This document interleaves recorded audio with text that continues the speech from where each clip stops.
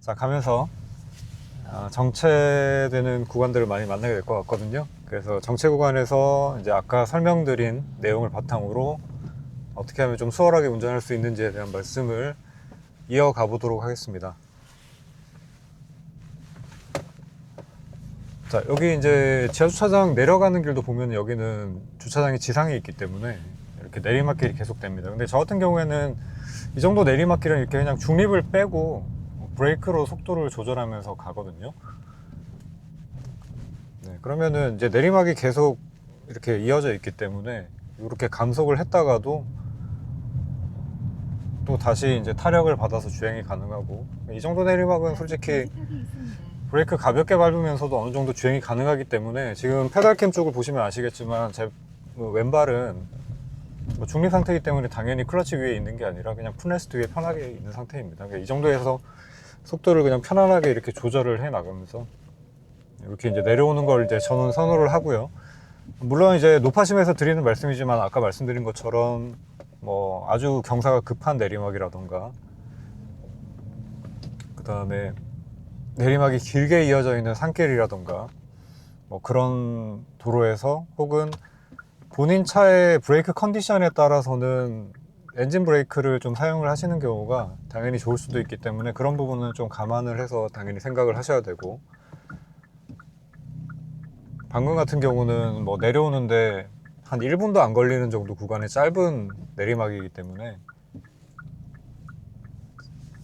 중립으로 주행을 해도 문제가 될 것은 없다라는 말씀을 드리는 겁니다. 전방에 연속으로 과속 방지턱이 있습니다.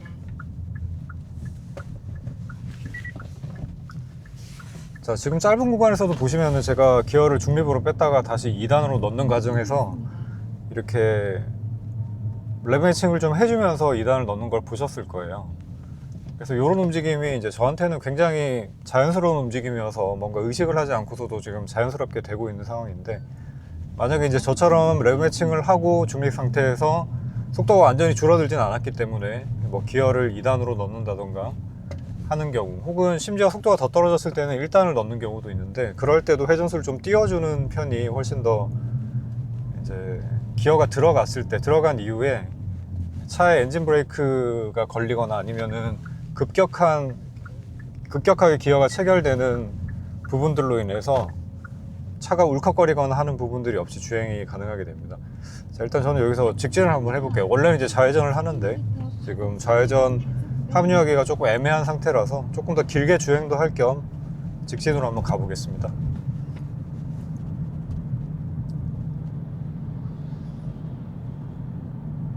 사고 다발 지역입니다. 자, 지금 속도가 한 44km, 그러니까 한 40km 정도 될 것 같아요, GPS 상으로는. 자, 그 정도 속도에서는 뭐 4단으로 이제 이렇게 가다가 지금 RPM이 거의 한 1500도 안 되는 정도 RPM, 그러니까 기어비가 제법 높은 편에 속하기 때문에 악셀 페달에서 발을 뗀다 그래서 속도가 급격하게 줄어들진 않아요. 물론 이제 중립인 거에 비해서는 조금 더 엔진 브레이크가 살짝이나마 걸리는 측면이 있기 때문에 줄어들긴 하겠지만, 지금 왜 저래? 예, 그런 측면이 있을 수 있겠지만, 기어비가 높은 단수일수록 이렇게 속도가 많이 줄어들진 않거든요. 그렇기 때문에 우리가 엔진 브레이크를 좀 강하게 걸어야 된다라고 할 때에는, 눈이 부셔가지고 선글라스를 써야 될 것 같습니다.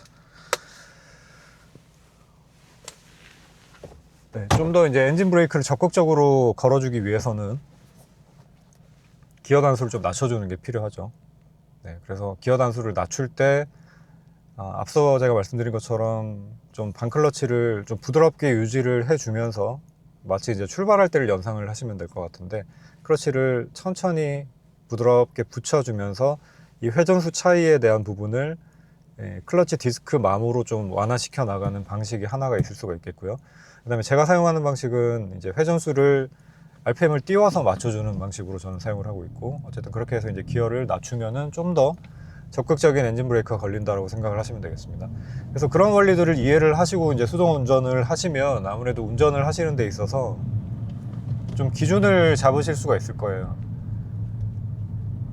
초보분들 같은 경우에는 이제 수동 변속기에 대한 어떤 그 특성에 대한 이해가 거의 없다시피 하기 때문에 모든 부분에 대해서 좀 질문을 하시는 그런 경향들이 좀 있거든요.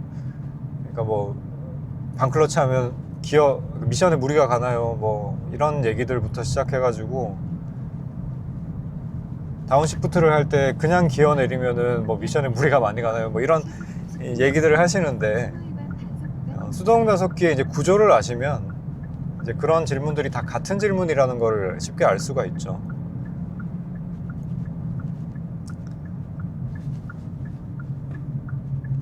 자, 지금 3단이 들어가 있는 상태인데 그냥 가볍게 브레이크를 밟으면서 아마 이제 좌회전이 나올 거예요. 저 같은 경우에는 천천히 감속을 하면서 좌회전 신호를 받게 되면 이제 바로 좌회전이 들어가야 되잖아요. 그럴 경우에 이제 중립으로 지금 빠져 있는 상태에서 브레이크로 속도를 좀 적당히 조절을 하면서 완전히 멈추지 않았다 그러면은 뭐 2단 혹은 속도가 조금 더 있는 상태다 그러면은 뭐 3단 정도 일상주행에서는 이렇게 넣고 주행을 하는 방식으로 왼발을 생각보다 시내 주행을 하는 데 있어서도 그렇게 많이 사용을 하지는 않습니다.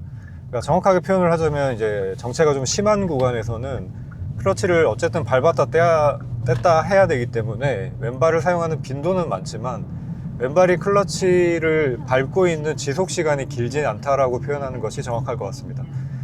그러니까 제 운전 전반적인 부분들을 다 보시면 아시겠지만 제가 유일하게 클러치를 좀 천천히 떼거나 클러치 위에 발이 조금 오래 가 있는 순간은 출발할 때 정도 말고는 아마 없을 거예요. 그러니까 저는 출발할 때 정도 반클러치를 좀 사용하는 거 말고는 대부분의 상황에서는 반클러치를 우리가 이제 흔히 얘기하는 그 반클러치라는 걸 거의 사용하지 않는다라고 보시면 될 것 같습니다.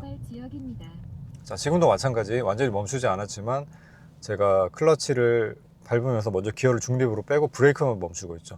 자, 이런 상황에서 이제 클러치를 밟은 상태에서, 그러니까 기어가 들어가 있는데 클러치를 밟은 상태에서 브레이크로 멈추면 되지 않냐, 완전히 멈춘 다음에 기어를 빼면 되지 않냐라고 말씀을 하시는 분들이 계시는데 굳이 그렇게 해야 될 이유가 있을까요? 그러니까 클러치를 밟은 상태나 아니면은 중립으로 빠진 상태나 어쨌든 차가 그러니까 미션 내부의 저항을 받지 않는다라는 거는 동일한 상태라고 보시면 될 것 같거든요.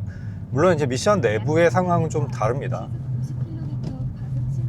클러치를 밟고 있는 상황은 이제 물리적으로 떨어져 있는 상황인 거고, 이제 중립으로 빠져 있는 상황은 이 플라이휠하고 이제 디스크, 미션하고 엔진이 물리적으로 물려 있기는 한데 그냥 기어만 안 들어가 있는 상태이기 때문에 뭐 엄밀히 얘기를 하자면 이 두 가지가 완전히 같다고 볼 수는 없지만, 그렇다고 볼 수는 없지만 어쨌든 저항이 최소화되는 상황이라는 거는 별반 차이가 없다라고도 볼 수가 있거든요.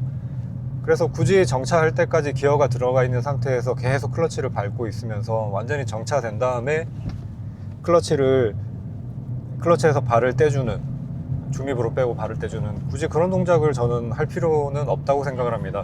만약 매 순간 그렇게 운전을 하게 된다면 그거야말로 왼발이 굉장히 정체되는 구간에선 피곤해질 것 같거든요. 그래서 저는 그런 방법보다는 지금의 방법처럼 그때그때 필요한 상황에 따라서 기어를 좀 중립으로 빼버리는, 먼저 지금도 이제 앞에 신호는 저 보이니까요, 정차를 할 거기 때문에 이렇게 기어를 한 40km 시속 그 정도에서 미리 빼고 이렇게 정차를 마지막까지 완료를 합니다.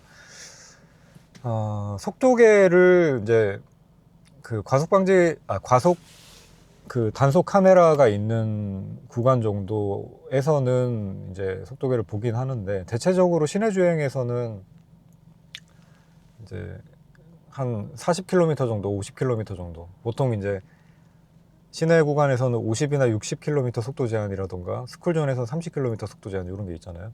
근데 이제 그런 속도 제한 영역들이, 그러니까 예를 들면 30km 같은 경우에는 이제 2단 기준에서 한 2000rpm, 2100, 200rpm 요 사이를 왔다 갔다 하게 되는데, 이제 그 정도로 이제 기어 변속 없이 갈 수 있는 그 느낌이 있기 때문에 소리로도 어느 정도 속도를 구분을 할 수가 있고, 물론 이제 시각적인 부분으로도 뭐 완전하게까지 속도를 맞추지 못하지만 대략 이 정도 속도일 것이다라는 건 예측을 할 수가 있죠. 그래서 속도계보다는 이제 RPM 게이지를 좀 더 자주 보는 것 같기는 합니다. 그런 느낌이 있고, 특히 이제 스포츠 주행을 할 때 하는 상황 같은 경우에는, 이거는 이제 당연히 뭐 서킷 주행이나 이런 상황을 좀 가정해서 말씀을 드릴 텐데, RPM도 훨씬 더 높게 사용을 할 테고 최대 출력이 나오는 구간까지 다 사용을 해야 되기 때문에 그리고 계속 이제 높은 RPM을 유지를 하면서 차량의 어떤 출력의 최대치를 가져다가 쓰는 식의 주행을 할 거기 때문에, 그런 상황에서는 더더욱이 이제 현재 기어 단수나 아니면 현재 RPM 등등의 정보를 파악을 하는 게 더 중요해지겠죠. 그래서 이렇게 M모드 혹은 커스텀 모드를 누르게 되면 기어 단수와 RPM이 딱 가운데 표시가 되고, 이런 레이아웃은 대부분의 차량에서, 이렇게 스포츠 성향의 차량에는, 특히 이제 스포츠카라고 불리우는 우리가 소위 그런 차들에서는 당연히 이러한 레이아웃을 채택을 하고 있고, 그리고 뭐 레이싱카에서도 대부분 뭐 이렇게 꼭 원형의 타코미터 같은 걸 사용을 하는 건 아니지만 대부분 기어 단수 그리고 RPM이 표기되는 방식의 레이아웃을 사용을 하고 있죠. 네, 그게 그 주행 특성에 맞게 이렇게 레이아웃이 만들어진 거라고 볼 수가 있을 것 같습니다. 자, 아무튼 얘기가 옆으로 조금 새긴 했는데요. 네, 제가 이제 이번 영상에서 말씀드리고 싶었던 것은, 이제 수동 변속기에서 좀 더 일상 운전을 할 때 뭐 정체 구간이라던가 좀 저속으로 우리가 가다서다를 반복을 하거나 신호 뭐 받고 주행하는 이런 여러 가지 좌회전 우회전하는 일상 주행에서 어떻게 하면은 발의 피로를 좀 줄일 수 있는 운전을 할 수 있을까에 대한 말씀을 드려봤고요. 수동 운전하고 자동 운전의 차이라면 결국은 이제 오른손은 기어 변속을 계속 해야 되고 왼발은 클러치를 밟아야 된다, 이 정도 차이가 있을 텐데, 손으로 변속을 하는 거는 사실 피로도에 기여하는 부분은 거의 없지 않을까 싶어요. 이 움직이는 요 정도 가지고는 없지 않을까 싶은데, 특별히 무게감이 느껴지는 것도 아니기도 하고요. 근데 이제 왼발이 클러치를 밟아야 되는 상황이다 하면은, 이제 클러치에 어느 정도, 클러치가 가벼운 편이라고 하더라도 무게감이나 깊이가 있기 때문에 클러치를 계속 밟고 있고 또 밟고 있는 상태를 지속을 하거나 뭐 혹은 반클러치처럼 이렇게 한 중간 정도 떼고 있거나 이런 상황들이 반복이 계속 된다면 아무래도 발의 피로도는 좀 늘어날 수밖에 없지 않을까 싶어요.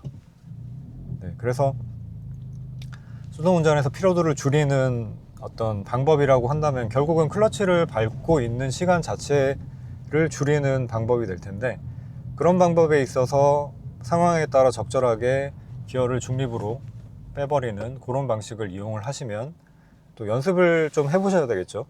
이용을 해보시면은 지금 제가 운전을 하고 있는 것처럼 클러치에 거의 발이 오래 머무르지 않고, 왼발이 오히려 저는 운전을 장시간 하면 오른발에 비해서 더 왼발이 부담이 없다라고 느껴지거든요. 오히려 오른발이 반복적으로 브레이크, 악셀 왔다 갔다 하면서 조작을 해야 되기 때문에 훨씬 더 피로도가 왼발에 비해서 있다라고 느껴지고, 왼발 같은 경우에는 기어를 변속을 할 때 뭐 그런 정도 말고는 클러치에 머물러 있는 시간이 거의 오래 되지 않기 때문에 피로가 없다고 느껴집니다. 지금 같은 경우에도 제가 브레이크를 밟아서 완전히 선 게 아니기 때문에 이렇게 서서히 움직이고 있죠.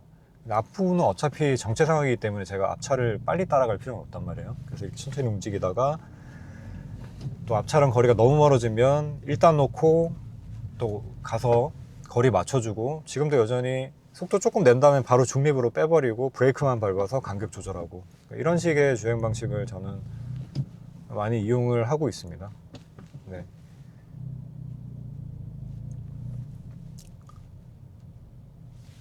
네, 섬세한 이제 악셀 컨트롤이 가능해지시면 지금처럼 제가 1단에서 거의 아이들링 정도로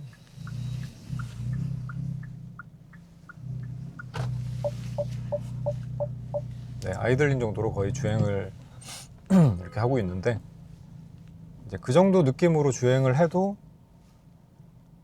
이제 시동이 딱 이렇게 꺼질까 말까 하는 영역이 있어요. 그래서 차에 따라 물론 이제 엔진에 그 힘이 부족한 차 같은 경우에는 저 RPM에서 시동이 꺼질 수 있는, 저랑 똑같은 정도의 RPM을 사용을 해도 꺼질 수 있는 상황도 물론 있을 수 있겠지만, 본인의 차에 맞게 이제 정말 딱 움직임, 필요한 움직임 정도에서 최소 RPM을 최소화하며 주행할 수 있는 그런 악셀 컨트롤을 익히실 수 있을 겁니다. 지금도 이제 1단으로 지금 거의 1000rpm 정도 수준으로 이렇게 주행을 하고 있는 셈이라고 볼 수가 있는데, 자, 일단 이제 기어비가 앞서도 말씀드린 것처럼 가장 크기 때문에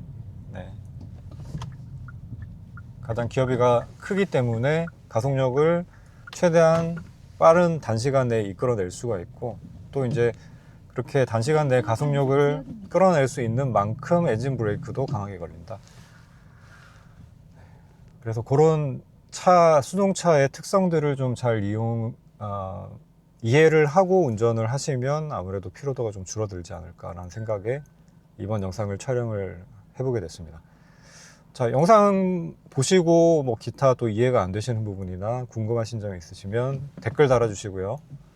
영상 보시고 영상 내용이 좋았다 생각이 드시면 좋아요도 눌러주시고, 또 주변에 수동운전에 대해서 궁금해 하시는 분들에게 영상 짧은 부분들 이렇게 공유해서 또 알려주시면 수동에 관심이 있고 또 배우고 싶어 하시는 분들한테 좀 도움이 되지 않을까 싶습니다. 이제 저 같은 경우에도 이제 수동운전을 하는 데 있어서 솔직히 제가 면허를 딸 때가 99년도, 그러니까 꽤 옛날인데, 99년도에 면허를 딸 때 일종 수동으로 면허를 땄어요. 그러니까 그냥 반클러치라는 거는 클러치를 좀 이렇게 떼고 있다가 기어가 들어간 상태에서 차가 덜덜 걸리면 그때 악셀을 서서히 밟으면서 클러치를 완전히 떼면 된다. 그러니까 그 정도 수준만 배웠단 말이죠. 그렇기 때문에 일상생활에서 특히 이제 일종 수동은 디젤이기 때문에 뭐 반클러치로 시동이 꺼질 일이 거의 웬만해서는 잘 없죠. 그냥 클러치를 확 떼버리지 않는 경우에는 잘 없는데, 이제 가솔린 수동 같은 경우에는 낮은 RPM 토크가 워낙에 약하기 때문에, 그래서 반클러치로만 시동 안 꺼지고 주행을 하는 거는 사실 완전한 평지라든가 내리막이 아니면 좀 힘들거든요. 약간이라도 오르막이면 어쨌든 악셀을 조금은 줘야 됩니다. 그래서 이제 그런 부분들 때문에 초반에 이제 독학하는 느낌으로 지금도 이제 기어를 중력을 뺐다가 다시 가속을 해야 되는 상황에서 RPM 좀 띄워주고 2단 넣는, 이런 식으로 이제 저는 일상에서 여러 영역에서 이렇게 중립을 뺐다가 다시 기어 넣는 걸 그 습관처럼 하고 있습니다. 그래서 제가 이런 방식을 누구한테 배운 건 아니니까 이제 왜 이제 이런 방식을 선택을 하게 됐나 생각을 해보니, 결국은 이제 수동 변속기 원리에 대해서 저도 예체능 계열 고등학교를 졸업했기 때문에, 뭐 이과생이 아니니까 기계적인 부분을 당연히 처음에는 잘 몰랐고요. 근데 이제 작동 원리에 대한 좀 이해가 있어야 운전을 하는 데 있어서도 좀 더 스마트하게 혹은 넓은 영역으로 응용을 하면서 운전을 할 수 있지 않을까라는 생각에서 계속 이제 변속기의 구조나 이런 부분들을 찾아보고, 또 이제 그런 부분들에 기반해서 제가 여러 가지로 이렇게도 한번 해보고 저렇게도 해보고 이런 여러 가지 테스트 과정을 거치면서 이제 완성되어 가는 운전이 지금 저의 운전이라고 보시면 될 것 같습니다.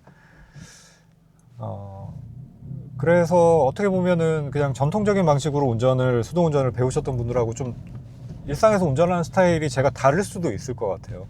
네, 다를 수도 있을 것 같은데, 다시 한번 말씀드리지만 뭐가 맞다 틀리다를 말씀을 드리고자 하는 게 아니고, 이런 방식이 가지고 있는 장점에 대해서 말씀을 드리는 겁니다. 선택은 이제 보시는 분들이 하는 거고요. 네, 자, 그러면 이번 영상은 이렇게 마무리를 하도록 하겠습니다. 시청해 주셔서 감사드리고요. 지금까지 레인이었습니다.